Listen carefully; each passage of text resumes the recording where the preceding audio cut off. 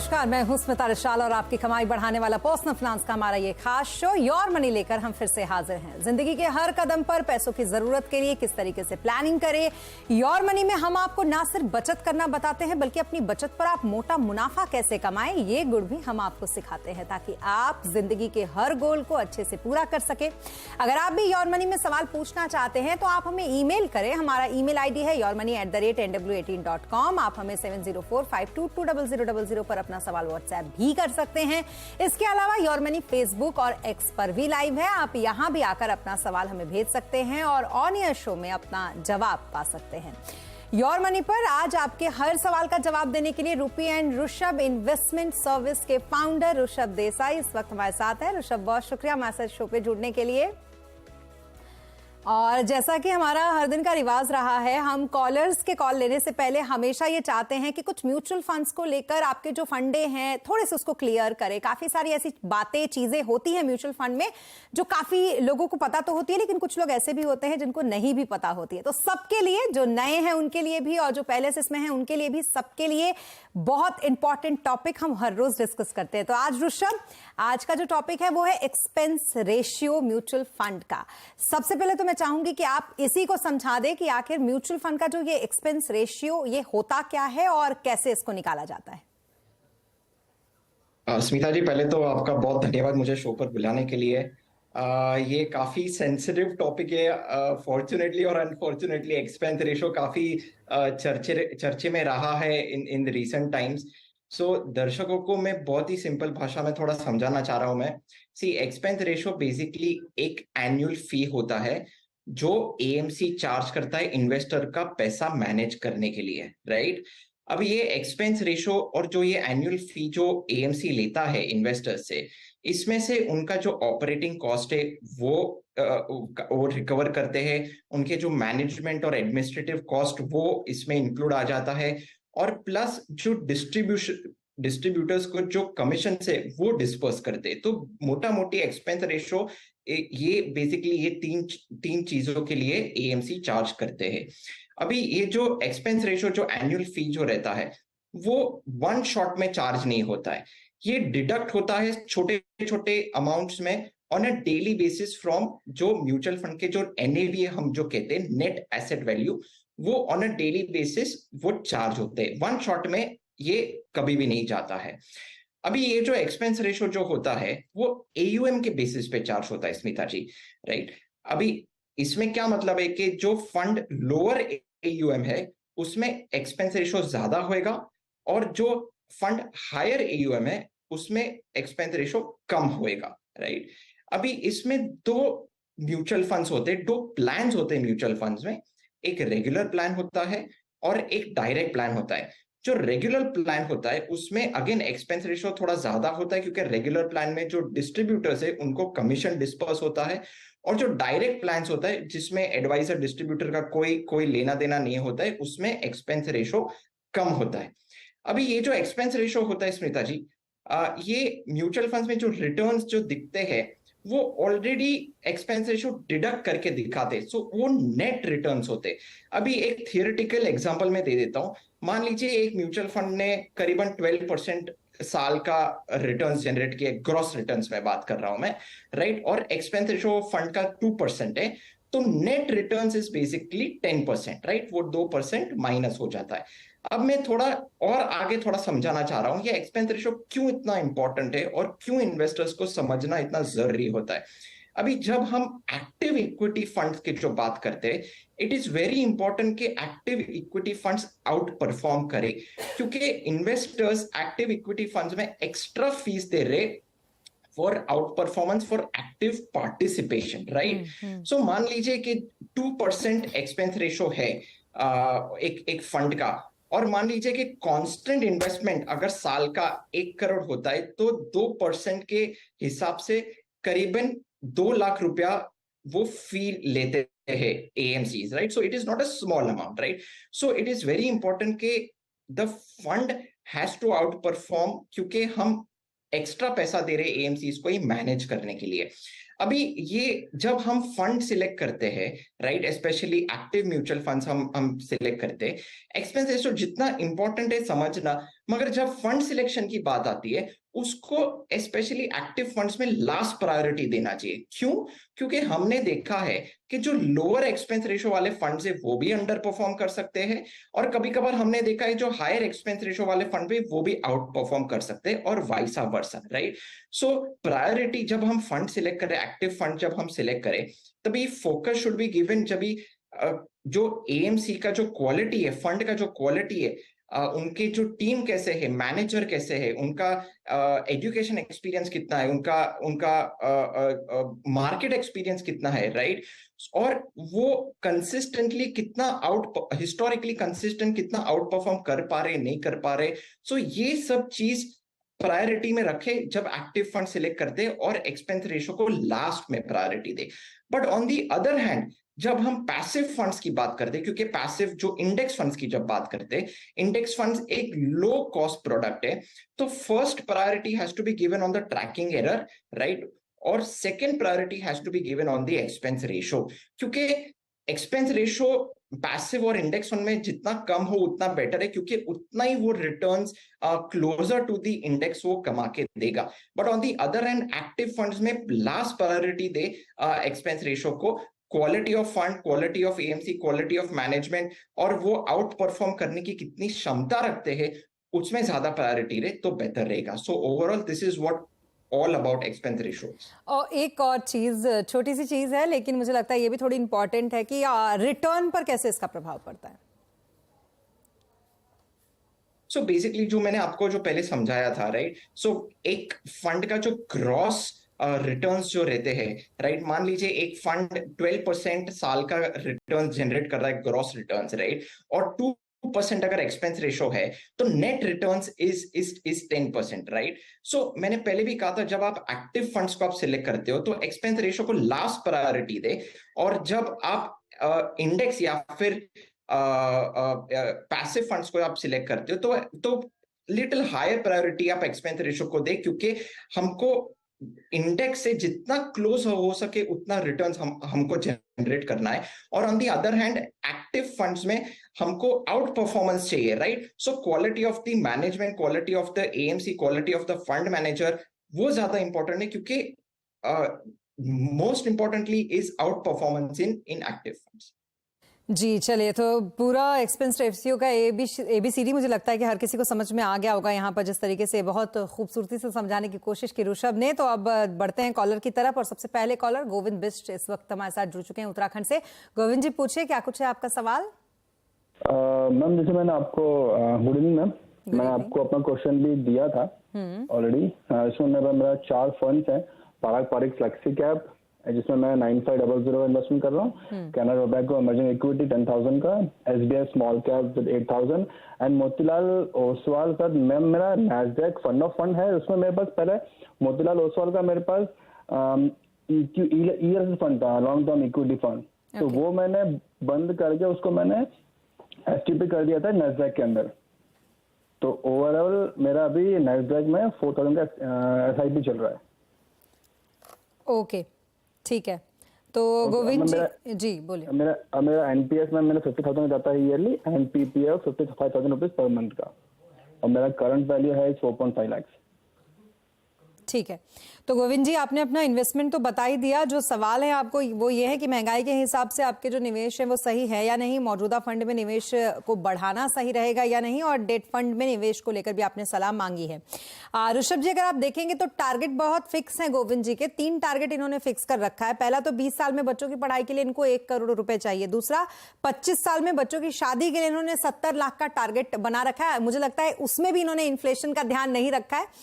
20-25 साल के बाद 70 लाख ही मांग रहे हैं शादी के लिए, और 25 साल में रिटायरमेंट के लिए 7 करोड़ ये चाहते हैं। क्या कुछ रहेगी इन्हें सलाह आपकी?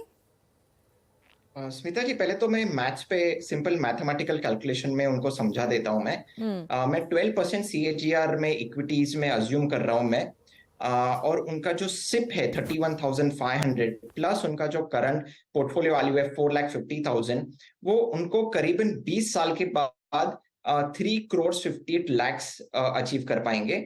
और 20 अगर वो कंटिन्यू रखते हैं फॉर 25 ईयर्स राइट, तो उनको करीबन 6,74,00,000 at the end of 25 years मिल जाता है। तो उनका जो 1 करोड़ का जो गोल है, 1 करोड़ और 70 लाख, जो 70 लाख उनका जो चिल्ड्रंस मैरिज के लिए रखा हुआ है, राइट, और 1 करोड़ चाइल्ड एजुकेशन के लिए जो रखा हुआ है, वो काफी आसानी से फुलफिल मुझे नजर आ रहा है। वो काफी आसानी से वो गोल, अपना दोनों गोल अचीव कर पा रहे। मगर जो 7 करोड़ का जो गोल है, जो रिटायरमेंट के लिए रखा हुआ है, वो आसानी से फुलफिल अनफॉर्चुनेटली नहीं हो पा रहा है।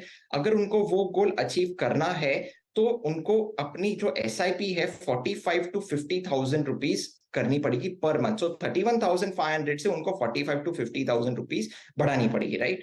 अगर वो इतना वन शॉट में नहीं बढ़ा पा रहे तो बेस्ट वे कि वो एसआईपी टॉपअप करें। 10% या फिर 20% जो उनकी इनकम है, जो उनकी जो सैलरी बढ़ती जाएगी, जो हमको 7 to 10%, कभी कभार 20% भी इंक्रीमेंट मिल जाता है, राइट, जॉब से। सो 10 to 20% वो एनुअल टॉपअप करे तो भी वो आसानी से अपने तीनों गोल्स को अचीव कर पा रहे, राइट। अभी जो उनके जो एनपीएस और पीपीएफ के जो इन्वेस्टमेंट्स है वो बहुत ही अच्छी तरह से वो कर रहे हैं, उनको कंटिन्यू रखे, क्योंकि उसमें अंडर सेक्शन 80C और अंडर सेक्शन 80CCD उनको टैक्स सेविंग बेनिफिट भी काफी मिल जाएगा। और ये ही कॉर्पस उनको अपने गोल्स में भी काफी एक अच्छा सा कुशन और काफी अच्छा सा बूस्ट दे पाएगा। सो मेरे हिसाब से एनपीएस और पीपीएफ कंटिन्यू रखे। एडिशनली अगर वो डेट इन्वेस्टमेंट्स की बात कर रहे कि उनको एक वॉलेटिलिटी अगेंस्ट कुछ कुशनिंग की जरूरत है, तो डेट म्यूचुअल फंड्स में कॉर्पोरेट बॉन्ड फंड्स या फिर बैंकिंग पीएसयू फंड्स मिनिमम 2 से 3 साल का टाइम होराइजन पकड़ के वो इन्वेस्टमेंट कर सकते हैं। अभी जो उनका जो मैं पोर्टफोलियो में देख रहा हूं मैं, तो मेरे हिसाब से बहुत ही अच्छे फंड्स है, सारे के सारे अच्छे फंड्स है, काफी अच्छे से डाइवर्सिफाइड भी है। मैं सिर्फ एक ही सुझाव देना चाह रहा हूं मैं, अगर वो थोड़ा सा, क्योंकि 4 फंड मेरे हिसाब से कभी कभार अंडर परफॉर्मेंस रिस्क में भी पड़ जाते हैं पोर्टफोलियो। सो एक फ्लेक्सी कैप या फिर फोकस फंड एक डाइवर्सिफिकेशन पॉइंट ऑफ व्यू से वो ऐड कर सकते हैं। बाकी मेरे हिसाब से सब बढ़िया लग रहा है। जी बिल्कुल। तो गोविंद जी, आपके सारे फंड अच्छे हैं, बस एक फ्लेक्सी कैप फंड जोड़ने की सलाह दी गई है उनकी तरफ से, ऋषभ की तरफ से, और साथ ही आपको ये भी सलाह कि जो आपका मौजूदा एसआईपी है उससे आप अपने 2 टारगेट तो पूरे कर ही लेंगे, बच्चों की पढ़ाई और उनकी शादी का, लेकिन जो 7 करोड़ का एक बड़ा टारगेट है रिटायरमेंट का, उसके लिए आपको बढ़ाना पड़ेगा अपना एसआईपी, और 40 से 50,000 के एसआईपी से आप इसको भी अचीव कर लेंगे। चलिए बढ़ते हैं अगले कॉलर की तरफ। हमारे साथ डॉक्टर रमन मर्दा इस वक्त पुणे से जुड़ चुके हैं। रमन जी, बताएं क्या कुछ है आपका सवाल। Hello, good evening.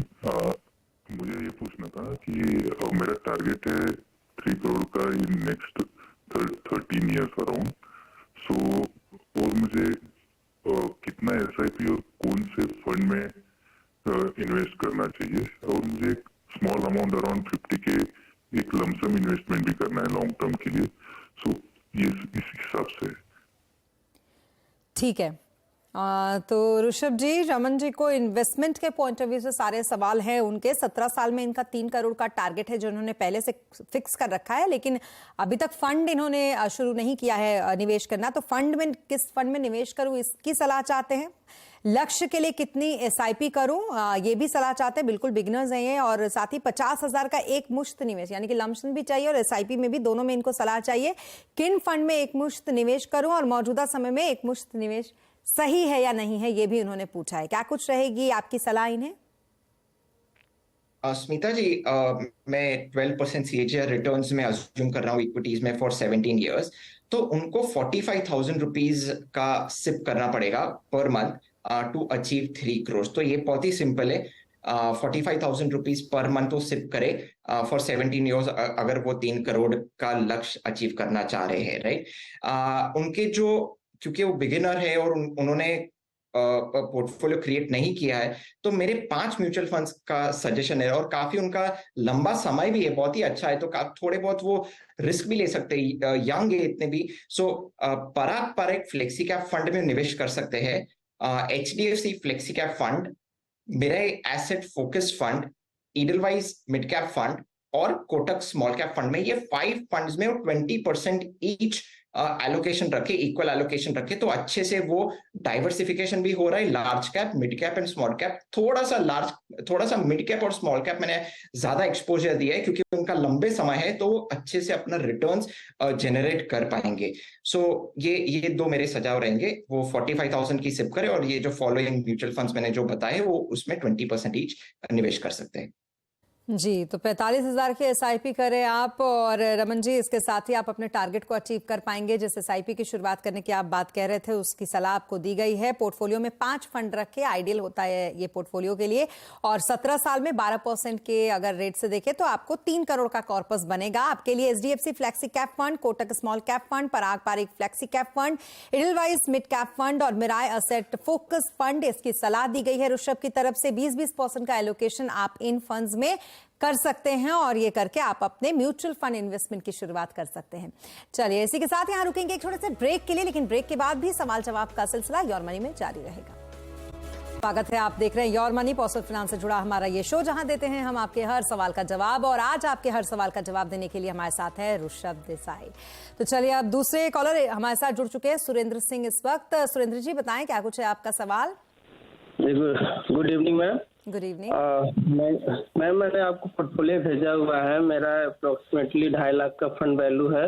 मेरा जो है व्यू है 15 साल के लमसम, और मैं 1.5 करोड़ 1.5 CR का टारगेट है मेरा। क्या मैं इसको अचीव कर पाऊंगा अपने समय में? क्या मैं पोर्टफोलियो में अपने कुछ चेंजेस कर पाऊंगा अगर कुछ रिक्वायरमेंट हो तो? ठीक है, तो 15,000 की अतिरिक्त एसआईपी की सलाह भी ये चाहते हैं। पहले से ये 17,000 की कर ही रहे ऋषभ जी, लेकिन 15,000 की और इन्हें करना है। किस फंड में ये 15,000 लगाएं, इसके लिए कौन सा फंड चुने एसआईपी के लिए, ये भी ये चाहते हैं कि आप बताएं इन्हें। मौजूदा फंड में निवेश बढ़ाना सही रहेगा या कुछ नया ऐड कर लेंगे। पोर्टफोलियो का रिव्यू भी ये चाहते हैं। तो Nippon India small cap fund इनके पास है, axis long term equity fund इनके पास है, मिराय एसेट टैक्स सेवर फंड है, क्वांट मिड कैप फंड है, और Frankfinn India NSC Nifty 50 index fund इनके पास है। 5,000, 2,500, 3,000, 5,000, 1,500 इस तरीके का एलोकेशन उन्होंने फंड में कर रखा है। क्या कुछ रहेगी सलाह इन्हें आपकी? स्मिता जी, पहले तो उनके गोल की बात कर लेते हैं। 12% CAGR रिटर्न्स में इक्विटीज में अज्यूम कर रहा हूँ फॉर 20 ईयर्स। तो उनका जो सिप अमाउंट है 17,000 रुपीज पर मंथ, प्लस जो उनका जो पोर्टफोलियो वैल्यू है 2,50,000 का जो वैल्यू है, तो करीबन 2 करोड़ के आसपास वो इकट्ठा कर पा रहे हैं। To be very precise 1 crore 94 lakh. तो अपना गोल काफी आसानी से वो अचीव कर पा रहे हैं। अभी अगर वो अपना जो SIP वो इंक्रीज करना चाह रहे हैं, अगर वो 15,000 एडिशनली इंक्रीज करते हैं, तो वो बहुत ही इजीली 15 साल में वो अचीव कर पाएंगे। जो पहले मैंने जो बोला था 20 इयर्स में अचीव कर पा रहे हैं, मगर अगर वो 15,000 रुपीज इंक्रीज करते हैं तो उनका 15 इयर्स के टाइम फ्रेम में काफी अच्छी तरह से गोल अचीव कर पाएंगे वो। अभी जो उनके जो पोर्टफोलियो पे आते हैं, तो उनका पोर्टफोलियो में उन्होंने 2 टैक्स सेविंग फंड रखे। उनको सिर्फ एक ही टैक्स सेविंग फंड की जरूरत है, 2 ना रखे। और उनका काफी लंबा समय है, तो जो लार्ज कैप इंडेक्स फंड है उसको भी वो जाने दे। वो फ्लेक्सी कैप और मिड कैप्स और स्मॉल कैप्स में रखे, तो उनका काफी पोर्टफोलियो भी अच्छी तरह से अप्रिशिएट होएगा, और उनका पोर्टफोलियो काफी अच्छी तरह से ऑप्टिमम रिटर्न्स जनरेट कर पाएंगे, राइट। मेरे फॉलोइंग रिकमेंडेशंस है। 20% ईच वो एलोकेशन वो हर एक फंड में रख सकते हैं। सो पराग पारिक फ्लेक्सी कैप फंड में निवेश करे वो, HDFC flexi cap fund, Franklin India focus fund, उनका जो ऑलरेडी क्वांट का जो मिड कैप फंड है वो एग्जिस्टिंग रखे, और Nippon India small cap fund रखे। बाकी के 3 फंड्स में नए इंट्रोड्यूस करना चाह रहा हूँ with 20% allocation towards each fund, right. और वो एडिशनली एक फंड टैक्स सेविंग के लिए रख सकते हैं, तो मेरा एसेट टैक्स सेवर फंड वो एडिशनली अपने टैक्स सेविंग के लिए रख सकते हैं। जी, तो आपको सलाह 17,000 की जो आप SIP कर रहे हैं, इससे अगर 12% की रेट से देखें तो आप 20 साल में 1,94,000 रुपए का लक्ष्य, 1 करोड़ माफ कीजिएगा, 1 करोड़ 94 लाख का लक्ष्य आप हासिल कर सकते हैं। 15,000 की जो अतिरिक्त SIP है, इसके लिए 15 साल में आसानी से आप अपना लक्ष्य हासिल कर लेंगे। एक टैक्स सेवर फंड यानी कि मिराया से टैक्स सेवर फंड में निवेश आप कर सकते हैं, जिसकी सलाह आपने मांगी थी कि कौन सा फंड है जिसमें मैं निवेश करूं, तो एक सलाह आपको दी गई है, और बाकी सलाह भी बताया आपको ऋषभ ने कि किस ऑर्डर में आप इसमें कर सकते हैं। एलोकेशन 20% का रखने की बात कही गई है उनकी तरफ से। आप चलिए, अगले हमारे पास जो सवाल आया है सार्थक का, ये दरअसल ईमेल के जरिए हमें ये सवाल आया है, जिन्होंने कहा है कि वो 30 साल के हैं, मंथली इनकम इनकी निवेश जो है वो 60,000 की SIP करते हैं। पोर्टफोलियो का वैल्यू अब तक 5 लाख इनका हो चुका है। रिव्यू कराना चाहते हैं ये, और इनका जो टारगेट है ये भी इन्होंने 3 अलग अलग टारगेट सेट कर रखे हैं। पहला तो 15 साल में बेटी की शादी के लिए इनको 1 करोड़ रुपए चाहिए, 20 साल में बेटी की शादी के लिए इनको 1 करोड़ फिर चाहिए, उसके बाद 30 साल में रिटायरमेंट के लिए 4 करोड़ का टारगेट चाहिए। तो कुल मिलाकर 6 करोड़ का इनका टारगेट है। सार्थक का जो पोर्टफोलियो है वो है डीएसपी मिड कैप फंड, 20,000 का इसमें इन्होंने कर रखा है allocation. DSP flexi cap fund है, Nippon India small cap fund है, 20,000 का एलोकेशन, और इन्होंने सुकन्या समृद्धि योजना में निवेश कर रखा है। और एसएसवाई में मंथली ये 20,000 का निवेश करते हैं, जो कि मुझे लगता है कि जिस किसी की भी बेटी हो उसके लिए बहुत अच्छी एक अपॉर्चुनिटी है। क्या कुछ रहेगी सलाह इन्हें आपकी, ऋषभ? स्मिता जी, पहले तो आपने बहुत सही पुट किया। उन्होंने जो सुकन्या समृद्धि स्कीम है वो कंटिन्यू रखे। काफी अच्छा यील्ड भी आ रहा है अभी, इंटरेस्ट रेट्स काफी पीक पे भी चल रहे हैं, सो उसमें तो डेफिनेटली कंटिन्यू रखे। तो अभी मैं पहले टारगेट पे आना चाह रहा हूं। मैं तीन टारगेट उन्होंने मुझे दिए हैं। अगेन मैं 12% में इक्विटीज में रिटर्न्स पकड़ रहा हूं मैं, और उन्होंने उनका जो सिप अमाउंट है वो भी बहुत बढ़िया है। 60,000 रुपीज का जो सिप है, प्लस उनका जो पोर्टफोलियो वाली 5 लाख का पोर्टफोलियो वैल्यू है, तो 15 साल के एंड में करीबन 3 करोड़ 30 लाख इकट्ठा कर पा रहे। अगर वो 15 से 20 साल तक वो कंटिन्यू रखते तो 6 करोड़ 47 लाख के आसपास उनका कॉर्पस अक्यूमुलेट हो रहा है।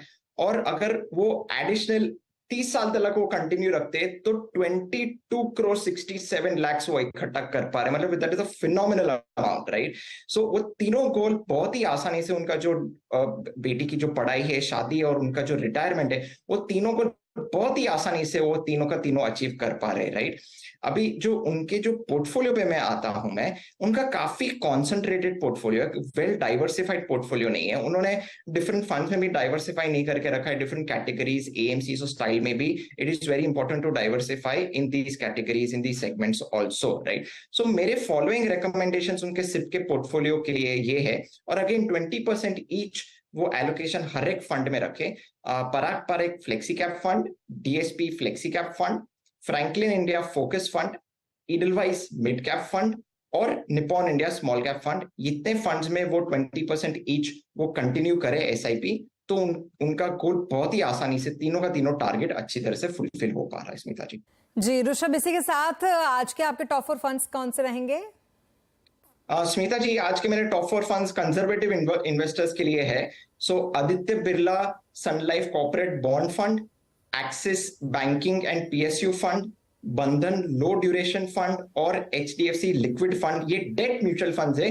तो ये चारों फंड इन्वेस्टर्स, कंजर्वेटिव इन्वेस्टर्स जिन्हें कैपिटल प्रिजर्वेशन और स्टेडी अप्रिसिएशन की जरूरत है, वो ये 4 फंड्स में निवेश कर सकते हैं। चलिए, तो 4 फंड में निवेश कीजिए, म्यूचुअल फंड से खूब मुनाफा कमाइए। इसी के साथ बहुत शुक्रिया ऋषभ हमारे साथ इस शो पे जुड़ने के लिए और दर्शकों के सारे सवालों के जवाब देने के लिए। इसी के साथ योर मनी में आज के लिए बस इतना ही, लेकिन खबरों पर लगातार अपडेट के लिए आप बने रहें सीएनबीसी आवाज के साथ। नमस्कार।